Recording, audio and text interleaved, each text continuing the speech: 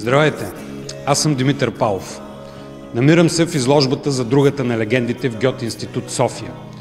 Тя представя произведенията от изданието на арт-резиденция Старото училище през 2011 година. Ние обичаме да имаме основа и да надграждаме. Затова ще използвам изложбата за декор и трамплин, от който ще представя пред вас под формата на доклад предстоящото издание на резиденцията през 2012 година. Темата на резиденцията е Краят като начало. Горна Липница и началото на света 2012. Мястото е Горна Липница, България, арт-резиденция Старото училище. Времето е август 2012. Ще бъдат представени на артистите отново 3 паралела на вярванията за края на света и 2012 година. Какви са местните вярвания за това?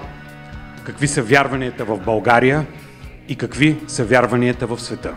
През тази година обаче ще има един нов паралел и това е именно концепцията на кръга Старото училище за края на стария и началото на новия свят. Резиденцията ще има отново разнообразна съпътстваща програма, подчинена на темата за края като начало.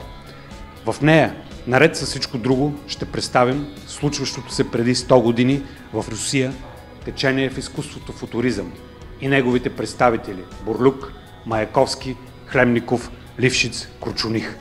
Ще има доклади, ще има и манифести.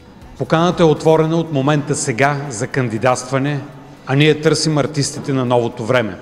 Артисти концентриращи, завихрещи и променящи времето и пространството около себе си. Търсим артисти тавирени. Избрани ще бъдат избраните. Благодаря ви за вниманието.